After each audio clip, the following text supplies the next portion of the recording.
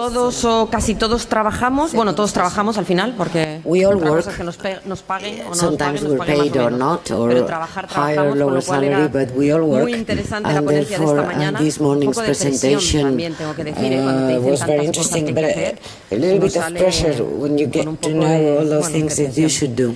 Pero, por supuesto, But lo of que a course, todos nos interesa what es la we're salud, all interested es in is bueno, health mantenernos and to en forma y bueno, sabemos que a lo largo de los años, lo hablábamos ayer, ¿no? El deterioro que tiene que ocurrir, pero es verdad que puede haber factores que nos mantengan bueno, pues más activos, en mejor forma física, psicológica, social, etc. Y por eso no podíamos dejar de incluir en este encuentro un momento para hablar sobre el poder curativo de la arte. Para ello tenemos con nosotros a la doctora Forgeard, profesora adjunta de Psicología Clínica Deputy Professor of Clinical Psychology and also at the McLean Hospital. She analyzes well-being and recovery elements based on the strengths gained after stressful events, for example, adverse events and events related to mental health. She will speak about how art is healing. Secondly, Marian López Fernández, profesora titular de la Universidad Complutense de Madrid Complutense University, acreditada, doctora en Bellas Artes, vicepresidenta del European Consortium Vice President of the European Consortium of Arts Therapy Education, and colectivos migrantes, social inclusion with migrant groups, refugees, people with risk of social exclusion and gender violence. He will speak about the art therapy for human development. And without further ado, we give them the floor. Hi, everybody. It's a pleasure to be here. I want to start by thanking the Centro for inviting me. It's been a wonderful set of talks so far. And I'm very excited to tell you a little bit about my work in this area. I'm going to talk a little bit today about the healing power of the arts and specifically about what we know about how art may exert therapeutic effects. So, most of my time now I spend teaching graduate students in clinical psychology at William James College, where I'm an assistant professor. And the rest of my time I spend doing research at McLean Hospital and the Harvard Medical School, where I also completed part of my training beforehand. So I'm a clinical psychologist, and so the talk today is going to talk specifically about the therapeutic powers of the arts for individuals who are experiencing significant difficulties. So this could be experiencing significant symptoms of things like depression, anxiety, post-traumatic stress disorder, or psychosis. And if you're a clinician, this talk is going to speak directly to you. But even if you're not a clinician, I would assume that you may be interacting with people who are experiencing significant difficulties quite often, whether it's in your work as a teacher, an educator, or perhaps at home with friends, with relatives, thinking about your own mental health. So I'm hoping that this talk is also going to be relevant for everybody. I want to talk a little bit about a question that somebody asked yesterday after Dr. Kaufman's talk, and the question of why there might be a connection between mental illness and creativity that people talk about a lot, often in the popular media, but also sometimes in academic papers as well. And there's multiple hypotheses about why some people have documented a connection. And one of the hypotheses that James mentioned is that maybe there isn't a connection at all. Maybe we've been wrongly diagnosing people retroactively. It might also be that we are selectively picking examples from the past and applying our romantic theories, and in doing so thinking that there is a connection between mental illness and creativity. Another dominant hypothesis in the literature is that specific features of particular disorders, like bipolar disorder, might be useful for creativity. Let's say if you are thinking very quickly, if you have lots of energy, that could be helpful somehow. Another hypothesis is that perhaps if you engage in very frustrating creative work, that might be stressful and that might lower your well-being. I'm mentioning all of these hypotheses because I'm actually interested in yet a different one. The hypothesis that I'm interested in is that people who are experiencing significant difficulties might be really attracted by creative activities because they hold some type of healing power, some type of therapeutic effect. effect. And so the relationship between experiencing mental disorders and creativity, if it exists, might be accounted for by the fact that individuals with significant difficulties might self-select into participating in these activities because they might be helpful for them. So I wanted to comment on this really important question that always comes up when we think about the relationship between psychological disorders and creativity. Okay. So the first thing that I want to acknowledge is that a lot of excellent work has been done on this topic by individuals in the field of art therapy and clinical psychology. Many studies have documented that engaging in artistic activities can be helpful to relieve symptoms of various disorders, including depression, anxiety, post-traumatic stress, schizophrenia, and it can be helpful for a variety of populations and settings. So we found this to be helpful in outpatient settings, in hospitals, in prisons. So artistic activities can be used in a number of different settings successfully. They're usually offered as an augmentation to other forms of treatments, and people react very positively to them and typically find them helpful. One of the questions that I've wanted to investigate, in addition to figuring out whether or not using art can help improve treatment outcomes, is whether we can also understand how they do so. Right? So it's a slightly different question that's less focused on the outcomes, more focused on the processes. How might these activities be helpful? Why is it that engaging in artistic activities is something that people find therapeutic? There has actually already been some excellent work done on this topic in non-clinical populations, and also some, of course, in clinical populations as well, but a lot more remains to be done to understand how this works specifically for people who are experiencing significant symptoms.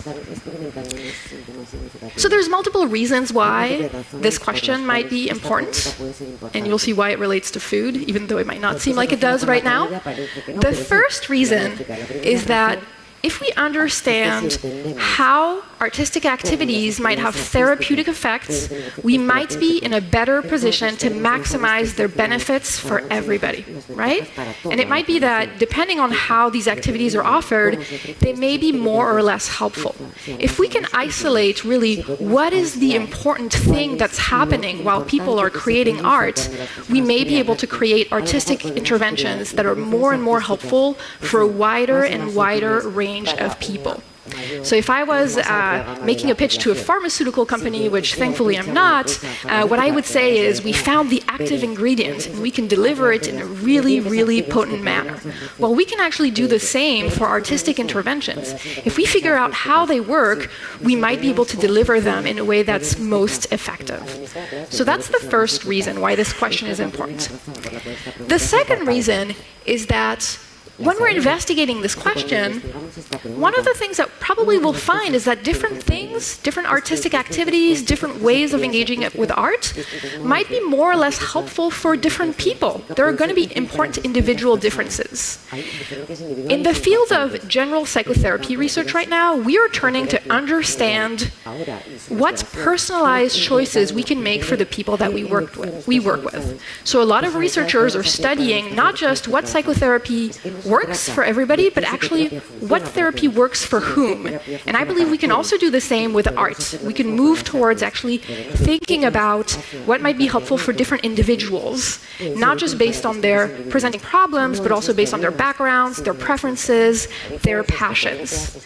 Now, a lot of clinicians are already doing this based on amazing expertise, and speaking to experienced art therapists is wonderful because they know how to do this.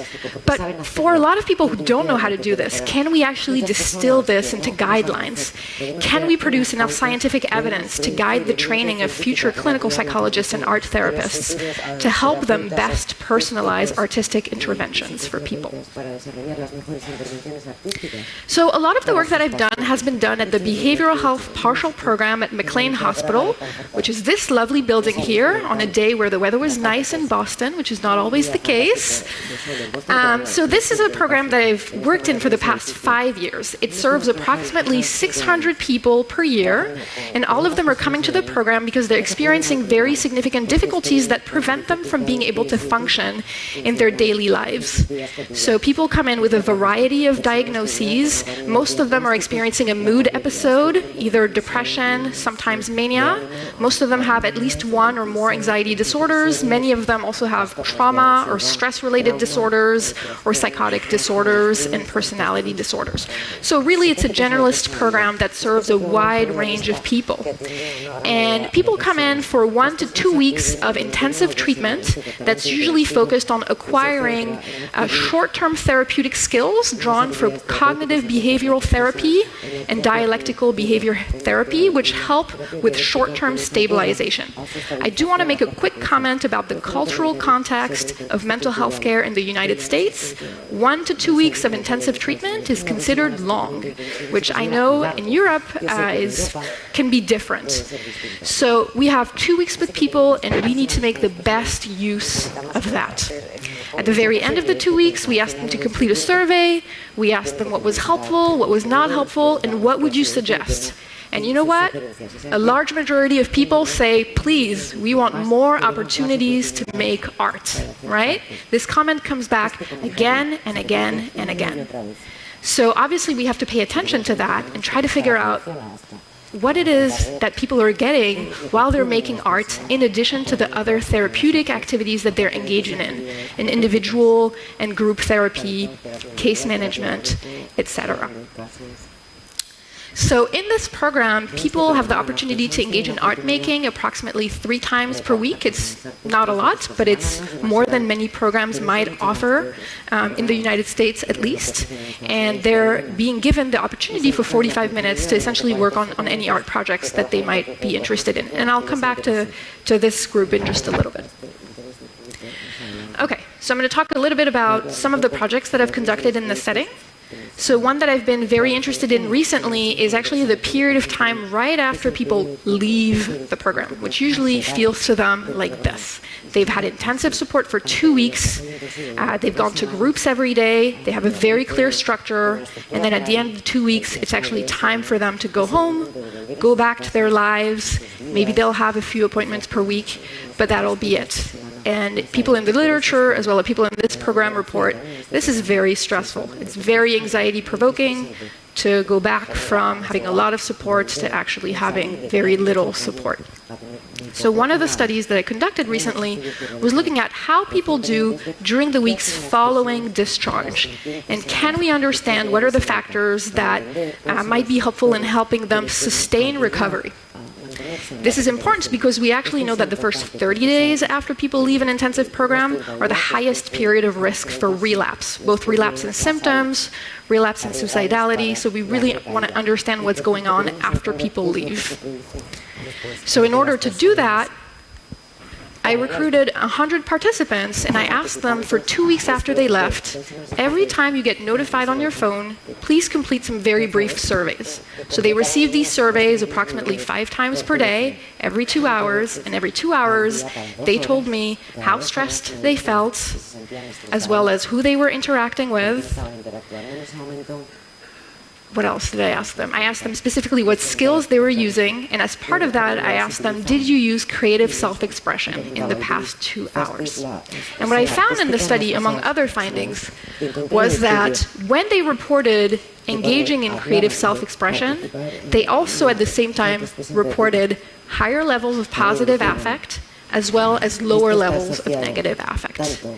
And the data seem to suggest that it's bidirectional. So people are more likely to engage in creative self-expression when they're already feeling good, and engaging in creative activities also seems to be helpful for their mood afterwards. Of course, we also want them to potentially engage in activities when they're not feeling so well, so that's sort of a challenge that we also need to be able to think about. But this still doesn't really tell us how these activities might be helpful. Now we know, well, they might improve mood in daily life, but how might they be able to do so? I developed some hypotheses based on a literature review that I conducted, as well well as some qualitative interviews I did with artists and scientists a few years back. I'm mostly going to talk about some of the things I heard from artists that informed my thinking. And I'm going to tell you a little bit about some of the processes that I think might be most helpful in this regard. Some of the processes that might help us understand how art may be helpful for individuals dealing with a wide range of difficulties. The first process is that engaging in artistic activities may simply be something that activates people, something that gives them energy, something that allows them to engage in something concrete. Oftentimes, when someone is not feeling well, they may not really feel like doing anything at all. Asking people to engage in an artistic activity helps them do something that's very concrete and do something that allows them sometimes to go out of their home to buy supplies or just at home get up from their bed and actually do something. And we know, for example, that for something like depression, this is one of the best treatments we have, progressively helping people re-engage in activities so they can find what sources of satisfaction still exist for them and gradually recover. So that's one process. And this is what somebody that I interviewed said about this. I engage in art because it makes me feel better physically. The person might as well have been describing exercising, right? But they were describing engaging with art. A second process that I'm very interested in is self-efficacy. Now, I love taking instant pictures. The only problem with that is that the paper is a little bit expensive, but I love the feeling of pressing the button and getting a product quickly that's something that I made that represents something that I care about. My 3-year-old also loves it, so it's a family activity, simple, it allows us to make something. Self-efficacy is the feeling that you can accomplish your goals, you can create something, and in the process of that, you can deal with obstacles and challenges effectively. Self-efficacy is also very interesting because it comes in different flavors. So engaging in art might both increase general self-efficacy, which is our general feeling about being able to accomplish our goals and deal with obstacles.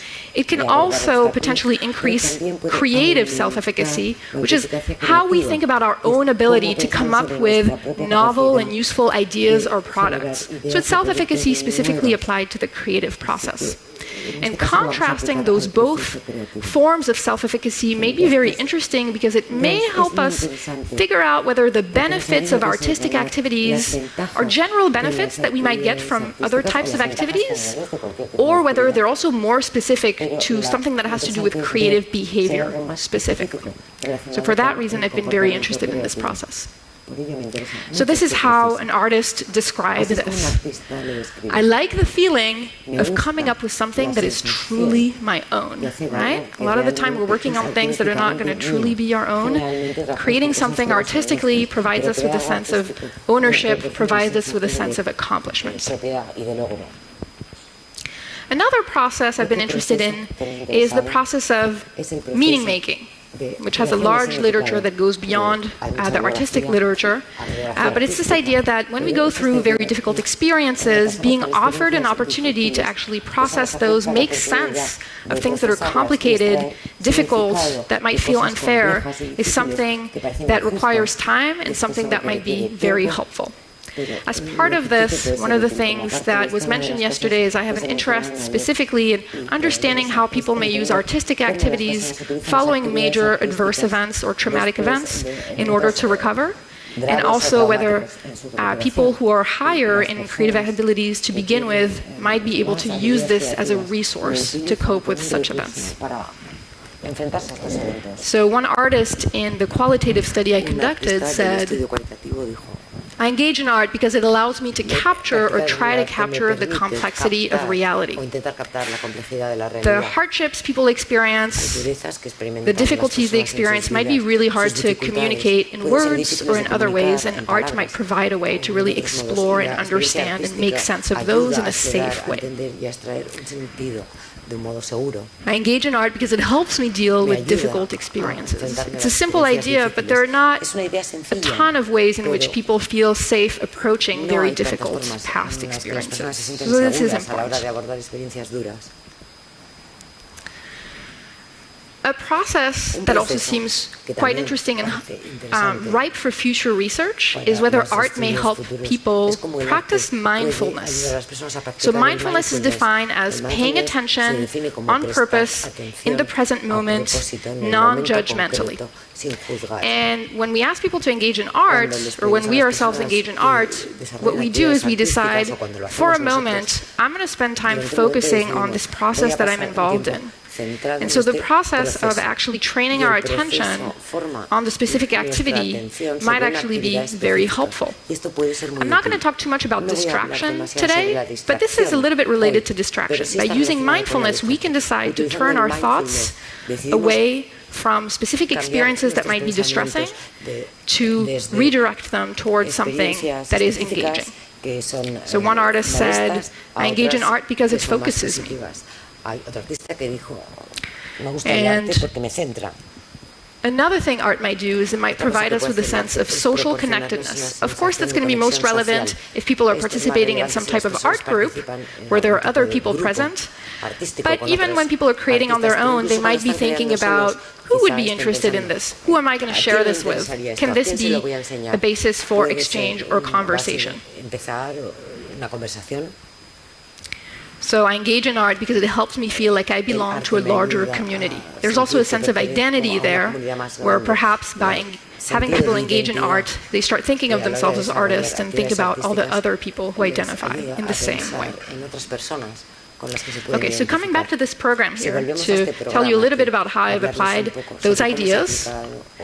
This is actually the room where individuals engage in creative, artistic self-expression groups. It's a pretty simple room, really. We have a table, some chairs, and then we have some basic supplies. Most people engage in coloring, drawing, painting, but they have access to a somewhat larger range of things as well. They can do jewelry making, origami, they can write. It's really very flexible. So they have 3 hours a week where they can do this under with the guidance of a counselor or a psychologist or someone else. So I did a study where I looked at the experiences of 175 individuals who participated in these groups because I was specifically interested in documenting in such a real-world naturalistic settings what are some of the benefits that people are reporting. So the first thing that I found, which was not surprising, is that people reported an increase in positive affect and a decrease in negative affect over the course of the group. That was reassuring, that was what I expected, and it was pretty clear there that this is what was happening for people. But then I was interested in some of these other processes as well, and I selected the ones that I thought might be most relevant for this group at that time. And so I also found that people reported increases in general self-efficacy during the group, increases in creative self-efficacy specifically during the group, activation, mindfulness, and also social connectedness, right? So throughout all of these different processes, people reported improvements in everything, which is encouraging, but also suggests there might be a bit of a positivity bias when you ask people to report something before and after a group. They may tend to sort of endorse higher scores at the end. Nonetheless, I think these findings reflect something about what people experienced during the group. But one of the things that I was interested then in better understanding was whether some of these specific processes were more closely tied to changes in affect than other ones, right? So what are the specific benefits that might be most closely associated with also experiencing improvements in mood? If you just look at direct bivariate correlations, you're actually going to find that all of the processes on the left are going to be associated with improvements in affect. But when you test for relationships between these processes controlling for each other, what you actually find is the following. You find that increases in general self-efficacy were related to improvements in positive mood as well as improvements in negative mood, right? So that general sense of accomplishment, of feeling like you're able to do something, even if it's a short project within 45 minutes, was something that seemed especially helpful. And mindfulness also specifically was related to increases in positive mood. So what this suggests, and this is still preliminary, is that these two processes might be particularly helpful for mood improvements. And that needs to be tested in future studies as well, because actually demonstrating that a particular variable is responsible for improvements is something that takes multiple studies and very specific research designs. So this is preliminary, but it's encouraging and interesting. The fact that general self-efficacy was more closely associated to improvements in mood than creative self-efficacy suggests that the benefits of artistic activities may be explained by general processes, which is okay. It just means that perhaps artistic activities are just really good at doing this and doing something that might be similar to some other activities that people might engage in, like sports or something else. Okay, so I want to end here by talking a little bit about how art can be integrated with treatments, because at this point in time, in the field of clinical psychology, we're moving towards suggesting that some treatments are very helpful for a wide range of difficulties. And I think that there are lots of great opportunities to be able to integrate artistic activities within these treatments. And if you actually read treatment manuals, they will usually hand wave at art somewhere. They will say, oh, you could do this using art. But then they sort of leave you to figure out exactly how to do it, right? And I think we need more collaborations between art therapists and psychologists and other mental health professionals in order to figure out how to do it in a way that is most effective, and in order to also get people who maybe are not as aware of the benefits of artistic activities to also be interested in using those, because a lot of the clients or patients that we work with are going to be very receptive. I want to talk a little bit about Robert, not his real name, who's a person that I worked with several years ago as part of this program. So this was a 60-year-old man, approximately, who was experiencing an episode of major depression, really was having trouble engaging in any sort of activity, right? It was very hard to get out of bed, though he was making it to the program, but it was very hard to do anything after he had retired and lost his wife. So when I asked him to engage in a number of activities to kind of get him going, get him activated, I quickly noticed that it was at this point in time just very, very hard for him.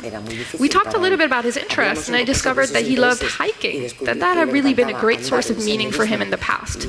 But right now he was feeling too out of shape. It just felt too difficult to drive somewhere, take his car, and go for a walk. But I asked him, well, tell me about one of your favorite hikes. Where was it? What were you doing? And he talked about walking up an uphill path on a little mountain and how beautiful it was, and how he did it multiple times. He did it when it was raining, he did it when it was snowing, he did it when it was really sunny and warm, he did it at all times, right, when in the past. He wasn't able to do it anymore. But what I asked him to do was, well, can you please draw yourself and draw this mountain, draw this place that has such meaning for you? And this is not his actual drawing, but it looked something like this, right? So the path, the weather, this is what this meaningful place is like for me. And then I asked him to actually do a mindfulness exercise for me, which is a component of several empirically supported treatments for depression. So you're on this path, right? Tell me about what's happening. And then now I'm going to ask you to, for a moment, be mindful of the thoughts and feelings that come up in the moment. So we're going to be silent. Maybe we're even going to close our eyes.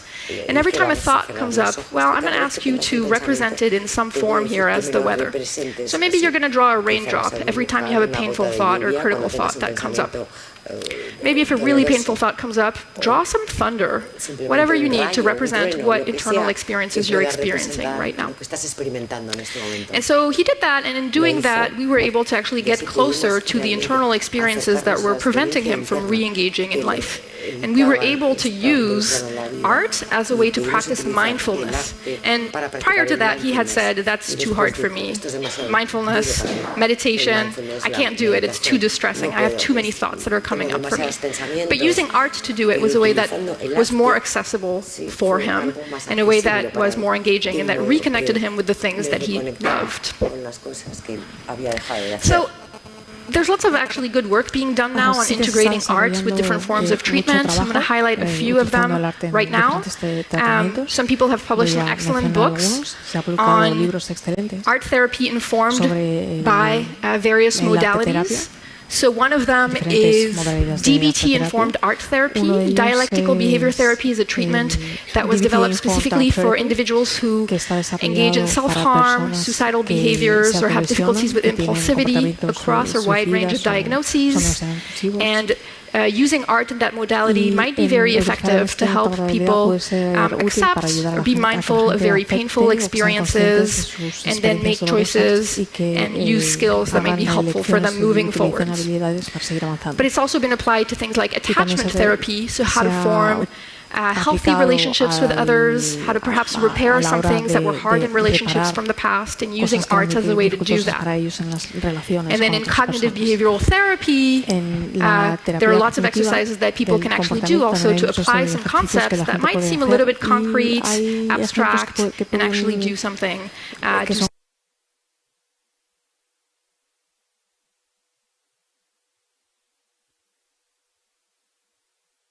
That there's much more that we can do also in the future in that regard. So on that note, I just want to offer a little summary of all the things that I've talked about today. I tried to use pictures as much as possible, but I also know verbal summaries are helpful. So there's a large and growing body of literature that has documented that artistic activities have therapeutic benefits for a wide range of problems, and more research is needed to really understand how they might be able to do this. So today I presented some preliminary research about what might be helpful, and I talked about a number of different processes that are worthy of future investigation. So those include changes in activation, self-efficacy, mindfulness, meaning-making, and social connectedness. There are others as well, and I'm very excited that other people might be interested in enlarging our ideas about what might be helpful about artistic activities. Art's a very engaging and flexible modality that we can use in very versatile ways, so we should try to really make the most out of it so we can engage a wide range of people, especially people who might have more trouble engaging verbally.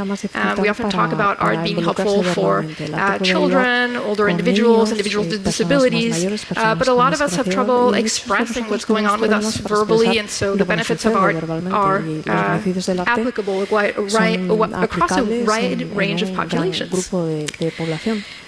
And one thing we can do is to use this scholarship to further inform psychotherapy research and how to personalize the therapy process. Now, I believe we could study other creative activities besides arts. I have not yet offered scientific mathematics groups in hospital settings. I actually don't think that would work.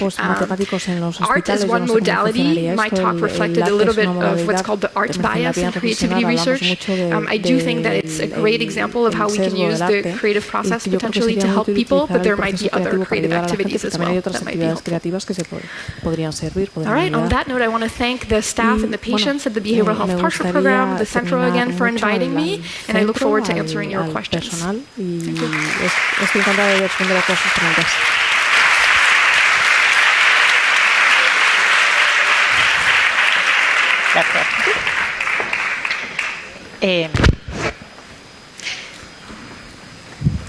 you. Buenos días. Voy a hablar en castellano. Hello, I'm going to be speaking in Spanish. Well, I brought the presentation in English, and we are going to combine a little bit more things. First of all, I would like to thank the Botín Foundation for inviting me to this conference. I think I represent a team who has been working for nearly 20 years at the Complutense University in my research team, and I'm their representative, and I thank also on behalf of the university.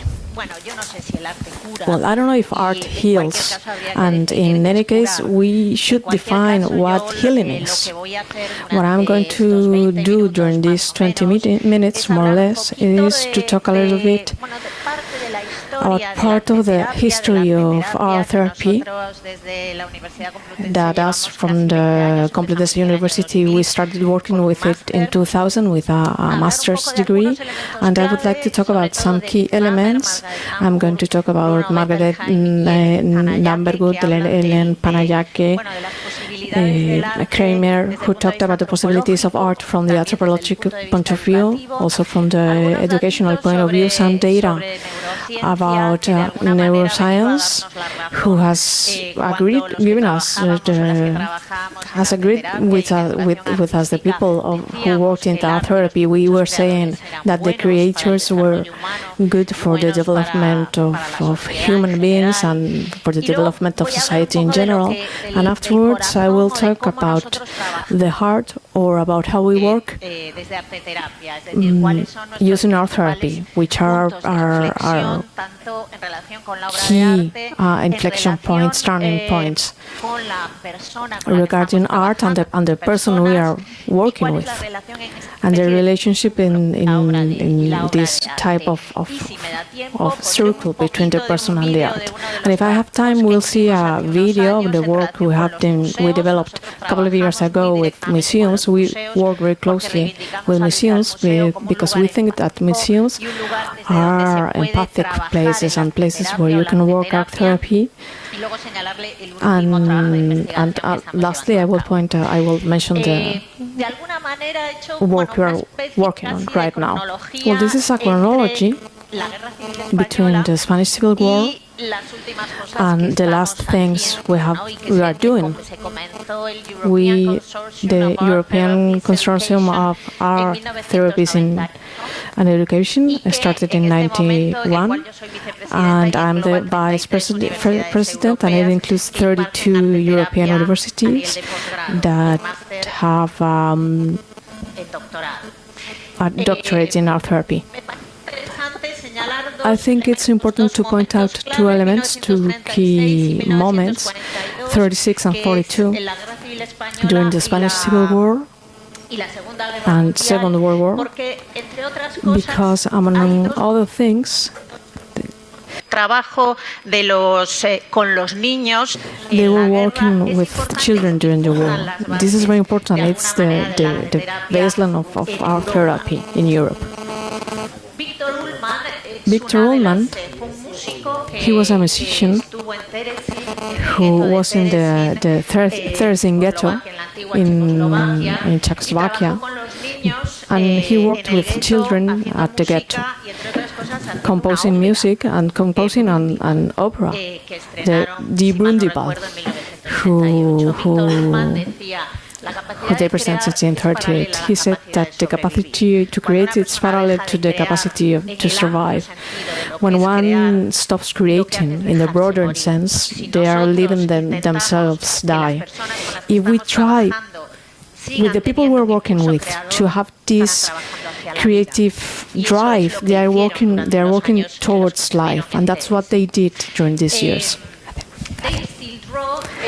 They still draw. This is a catalogue that Aldous Huxley prologue, when they collected the drawings made by children in the Republican colonies. The Quakers collected these drawings and were taken in the 1938 for an exhibition to collect money for the children who were starving in Spain. Here you have the little catalog that they made. They still draw pictures. And to hurry up, between 1936 and 1937, the Republican administration took out the majority of the children that were in the cities that were being bombarded in Madrid and Barcelona, and they took them to the areas where there weren't any bombardments, and mainly outside of Spain. They took away more than 15,000 children to the colonies to make them safe and to protect them from death. And part of the work that the teachers developed were big specialists working with children. They separated. These children are taken away in trains from one day to another. The parents don't even know where they're going. They are traumatized. And what they did a work based in art, in many cases. In art and in body expression, in recovering the capacity of feeling strong, or feeling safe, of empowerment. And in drawings, and in the act of drawing itself, more than in the drawings, that's why I want to focus mainly on the process and not on the products. I want to focus on what the creative process does to help these children digest what they were going through. The teachers of the pedagogical missions, as many of the artists did afterwards in Tercin, they worked with art as a structural element. This means that people who isn't related with the artist, they say that art serves to take everything away. No, but it isn't that way. Art is an organizing activity. We work with up, down, left, right, selecting colors. There are elements that help us exteriorize what we have inside in a fragmented way, and it organizes it. And one of the elements that was most positive in this work with children, they were more traumatized by being separated from their parents than from the war. Even if they saw things that no children should see. This helped them understand and organize and explain something they didn't control. Art and the creative process, it's a way of controlling our body, our ideas, and helps us exteriorize and tell what we feel. Helen Beckett said that it's the pen is better than the pill. So let's write about a story, as Brunner said, Brunner. Let's work on our autobiography to give sense to what's happening to us, to introduce what's happening to us into a narrative. There's a wonderful documentary. All these drawings were discovered 15-20 years ago because they were kept in the architecture library of Washington, and 20 years ago, more or less, they started being studied. There's a documentary called The War Drawn. In the documentary, they were looking for the authors of the drawings, and they remember the day and the moment they drew those drawings when they were 6, 7, 8 years old. What subjects they tackled? Life before the war. One of the elements we worked with when we work with trauma. Life shouldn't be trauma. It's a part of life. It's something that has happened in our life, not our life. So the drawing of things that happen in our house, the parties, the normal things that happen before the traumatic situation are very important and it's important to introduce this element, that traumatic element, that it's something that has happened to us, but it's not the only thing that has happened to us. They needed to work with the Lebenswelt, that's something that blows into pieces, so they can structure it outside their body, which has been attacked. And also the life in the colonies and an element of emotional regulation and cognitive regulation. You will see in many of the images, well, they reflect what was life. There's a queue for the milk, and there are planes, there's a bombardment all of a sudden, and it's a reflect of something that has happened, and children have no control over things. We don't ask them about the decisions we take, even less in this kind of situations. So all of the sudden, the children can choose, they can decide, they can put things outside them and have control over something they didn't control. and they structure and they tell, they explain how they go to the refuge, how they close their eyes because they don't want to see what's going on around them. This is a self-portrait where she doesn't want to see what's going on. It's paradoxical that you say what don't you want to say. It's a way of talking about it, to assume it, to elaborate it, to integrate it. In Teresin, Frederica van Dijks, who's an artist and a designer who had studied in the Bauhaus schools, so the pedagogical methods were focused on less on therapy. She arrived to Teresin and she tried to work with children. She was placed in the design department, and she said that she wanted to be with the children, and she made a huge work, and she wrote a wonderful text about artistic education, which is the base mainly of our therapies. One of the sentence, one of the most interesting sentence of Friedrich van Dijks, who died in Auschwitz in 1945, is that aesthetics is just another thinner skin protection against chaos. Dicker van Dijks, I'm sorry because some of the images are not very, the quality of the images is not very good. Well, her work is related to the work before the war. When they were at home with their parents and grandchildren, everything was calmed. There are other images related to the arrival to Teresin, to the ghetto of Teresin, and others with very traumatic events, and others have to do with imagination. And in those images, Dicker van Dijks, what she does is working with mindfulness. She's not aware, but they are not aware about that. These were children who had seen how their parents got killed, and she focused them. She tells them what they have to draw. She works with Bauhaus techniques, with less is more, let's focus on the color and less on the line. She makes them write their name because their name had been taken away. So they record their identity, drawing and writing their name a thousand times. They recover the control over themselves and over what's happening to them, which are out of their control, but symbolically, through drawing, they recover it. And she tries that life in the ghetto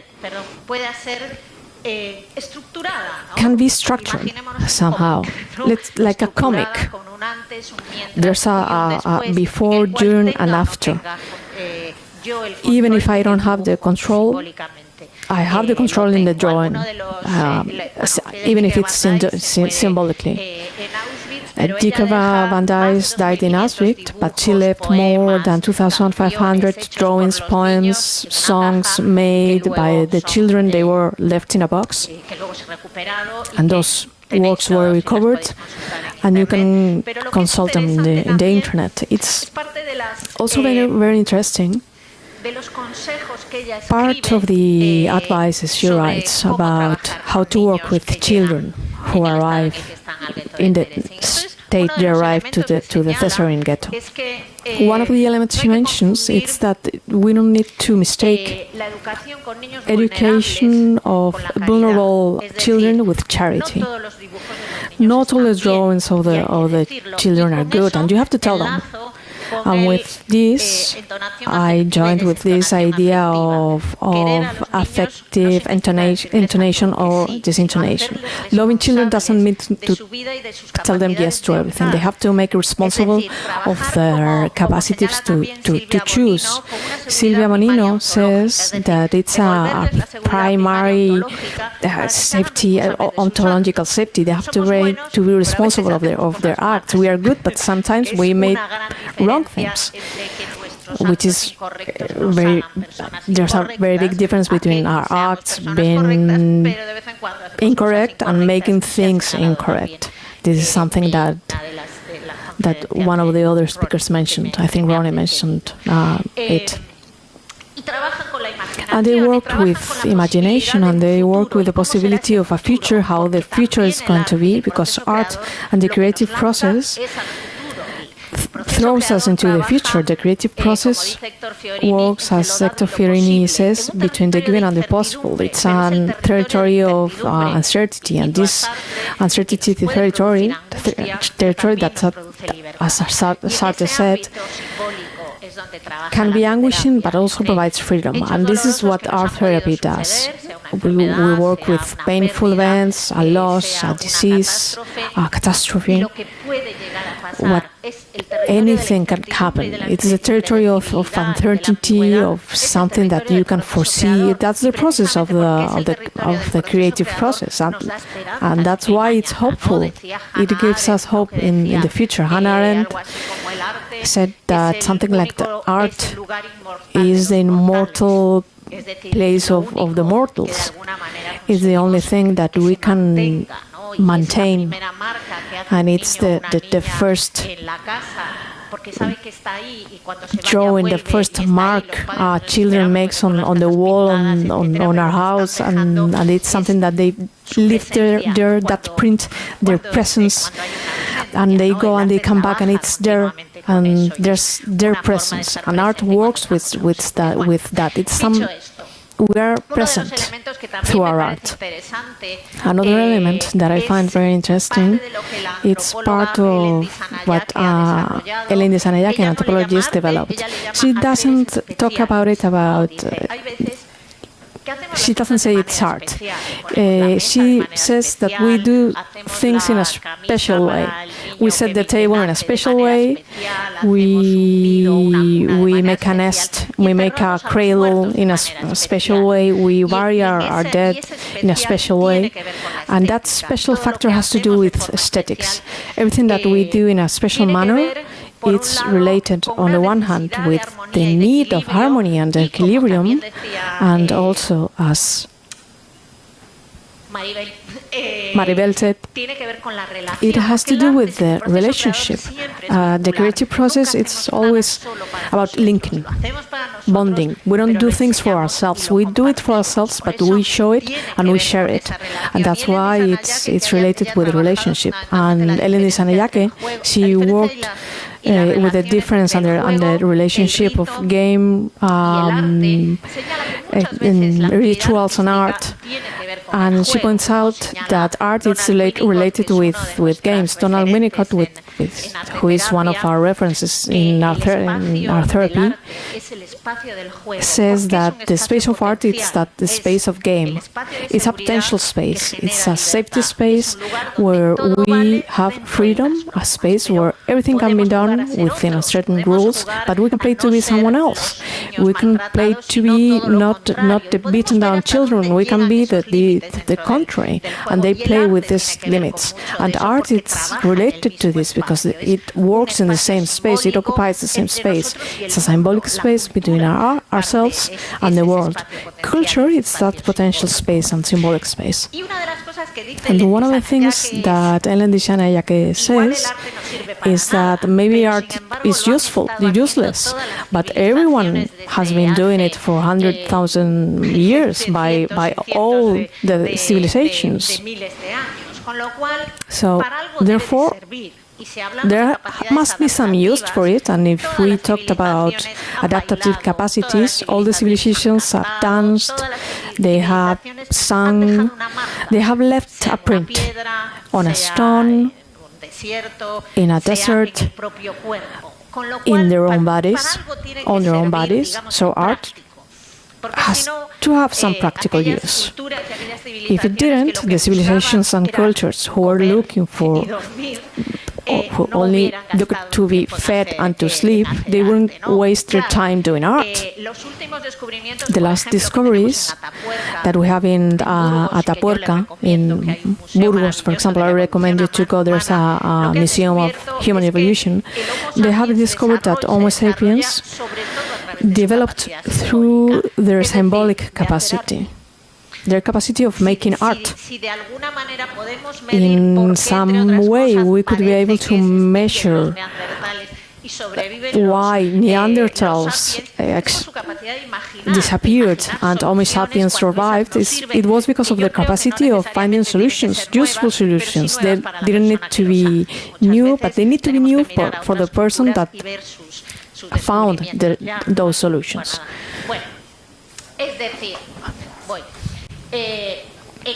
That is to say, in this regard, one of the things mentioned by Elisa Nayake is that it reduces the effects of critical times, and they have to do with rituals, dance, music, and some others. It gives a feeling of collective belonging. If you're going to go dancing, and I always urge you to do so, when we dance together, we feel more united. We feel we belong, and it also works on the body.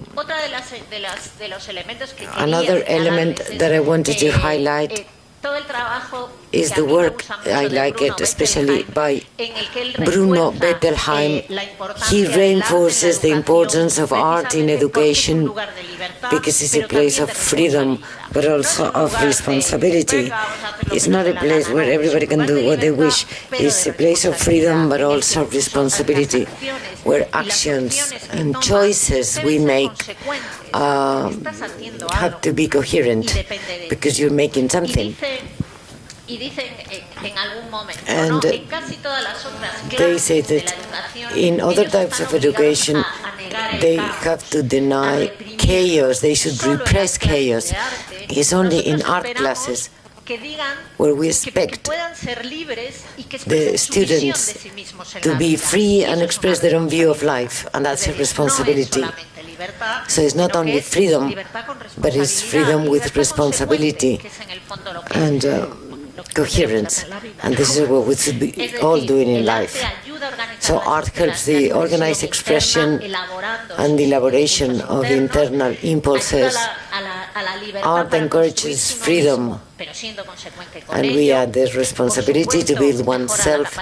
Art raises aesthetic awareness, and it presents an alternative view of life, and that's performing theater, for example, performing different roles, that as Herbert Marcus said. And just a very fast summary of neuroscientific functions and neuroscience. And after Descartes' mistake, based on Antonio Damas' books, he and his wife, they made an interesting work. They were awarded with the Príncipe de Asturias. It's true that both hemispheres are connected through the callus corpus or body, but one of the evidences that reinforces the possibilities of art therapy is that art, imagination, smell, senses, they work more with the right brain functions and poetry, while the left work with discursive speech. What happens with trauma? People lose their speech ability. The Broca area is blocked in the left lobe, and they cannot express what happened to them because the neuronal synapses are broken. Although people go on having nightmares, art therapy do not only work through a creative process, but then you have to speak about it, and that's what Dicker van Dyke highlighted. Children will draw, but then they will explain, they will describe their drawings. So we work from the left, from the right brain symbols, and then we go back to the left one and explain what happened while we were in this creative process. What did we feel? Were we ashamed? Were we fearful? How did we feel? So we go back working this assimilation process that Piaget presented. Obviously, when we are teaching boys and girls and our pupils at university, when we're teaching them how to think, we seem to be asking for cognitive skills, but nobody is able to do a research study. They don't have confidence in themselves. They would never dare to say anything novel. And if they are not intellectually humble, they will not be able to see their own shortcomings. So emotional and everything related to the affect have an impact on their scientific performance.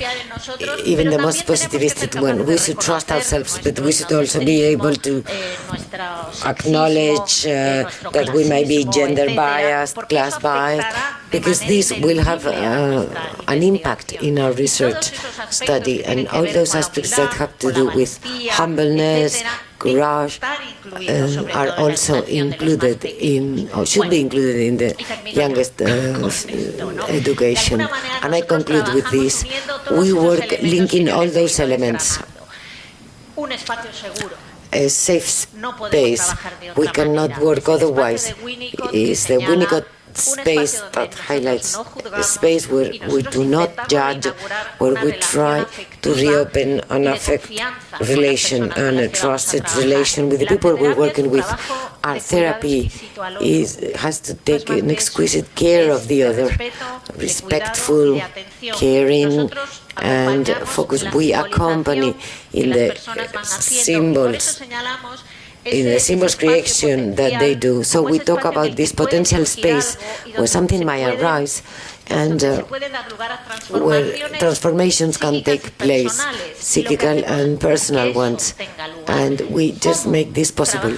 How? Working with the work of art, with the participant and the art therapist, with the transferential and counter-transferential relations. What do the participants see in us? A mother, somebody to hate, somebody to love, somebody that will help them. They see a representation of the hospital, the institution. Sometimes we have to stand. What do participants see in their work? What is the projection of the work of art? And how can we help this work of art to be for the participant just another element of their life, an element that opens up new possibilities? So we are like a mirror so that the participant can do their own interpretation. We never interpret anything.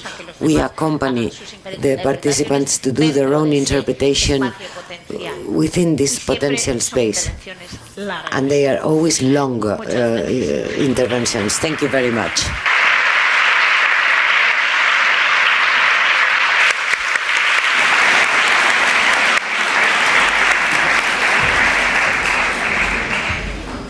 Bueno, pues muchas gracias. Después de tanta información interesante. Thank you so much. And after all this interesting information, I wanted to tell you that connecting this to the poster session, that after we will have a couple of questions, 2-3 questions, because questions are important, and there is a proposal.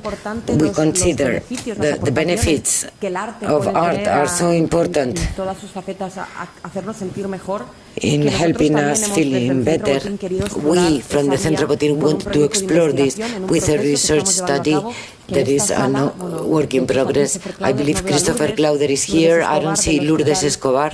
Yes, hello Lourdes. And also a team of professionals from the Marqués de Valdecilla Hospital in Santander.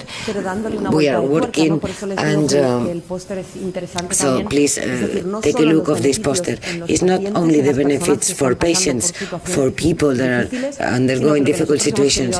Our idea is to work with healthcare professionals themselves, trying the professionals to develop their own creative capacity, their own emotional skills and abilities in order to provide better care in the complicated situations that you can live in the healthcare environment.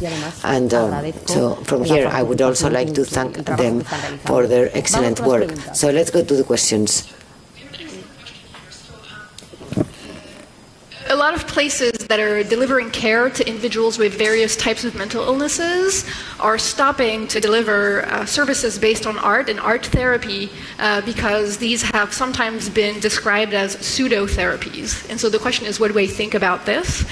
So first of all, I want to agree with the person who's writing this question that this is something that's happening in the world. It's certainly happening in the United States. And in fact, in the hospital where I work, there used to be a whole center for art therapists, and now we only have a few art therapists. So the financial pressures have been such that people have decided that this was one of the areas where there would be less investment, which is a real shame, right? So my opinion on this is that we have enough evidence that unless you haven't read the research on this, you wouldn't know, right, that these are not pseudotherapies. I put up a whole slide with lots of references that actually suggest that art has a wide range of benefits for a lot of different people. But I think part of the problem is that we have different literatures that are not talking to each other enough. So the clinical psychologists usually have not read the art therapy literature, which is a shame. And I think that if they can work together to actually further the research on the topic, we're going to get to a place where everybody's sort of understanding the strength of art-based approaches. So I agree with the person who asked the question, and I'm hoping that we can provide solutions by helping a wider range of people understand the potential benefits of art. Thank you. ¿Cuánto dura el efecto positivo de una actividad artística? How long does it last? ¿Una actividad puntual?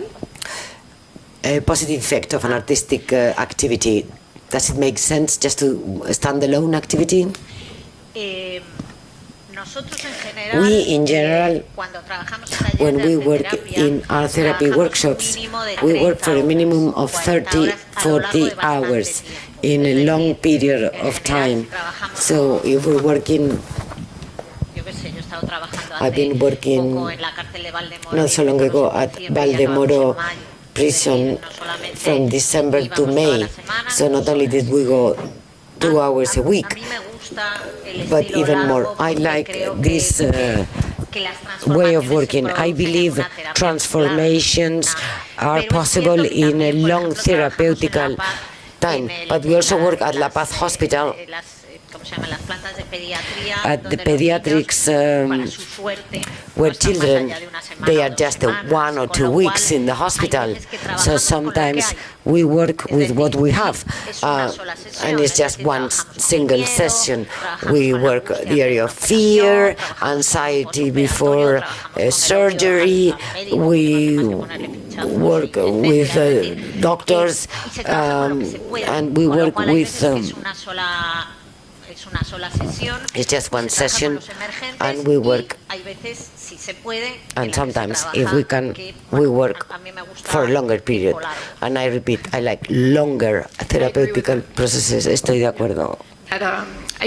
Ideally, when we could use more time, it's so helpful, especially for the process of meaning making. How do we make sense of things that are happening to us? It takes more than one session. But in a lot of contexts, like pediatric wards that you were talking about, when we only have one session, there are still some very important things that we can do. And even in short formats, if we can help people understand also for themselves what they're getting out of the activity, they might be able to take that outside of the therapy room and do some of that on their own as well. So both short-term and long-terms have benefits, but long-term treatment obviously can be really, really helpful. How do you benefit from the therapeutical potential of arts at school or teachers so they can benefit to take care of the students' emotions? Dándoles más tiempo. Giving them more time. Giving them more time. Our country thinks artistic education as an illness to be eradicated. So it has to do with this positivist thought or focus on immediate efficiency. And I believe that the countries that provide more artistic education for their children, they always have better results, as we have seen. I believe that we could do a lot. In fact, in our next project, we will work with teachers to see not only art education as something that will create beautiful objects, but the creative process itself and how it has an impact on the development of human beings. And I believe we can work beautifully with teachers, and it'll be great if we can integrate this at the schoolrooms and work it in the disciplinary way, not working in silos or isolation, but how can we work in interdisciplinary manner with all. Less time for arts in schools, so that's happening in the United States where I live. It's also happening in France where I'm from, in Spain as well. And I think the last point that you made about integrating the arts with the other things that we're doing is very important. So just like we can integrate it in treatment, we can integrate it in education, so it doesn't feel like this separate thing that people have to learn about and do, but it actually is a tool that you can use in order to teach other things, to teach history, teach physics, etc. There's lots of excellent ways that this can be applied, and with some training and with some interdisciplinary work, it can be done in a very effective way. We have time for one last question.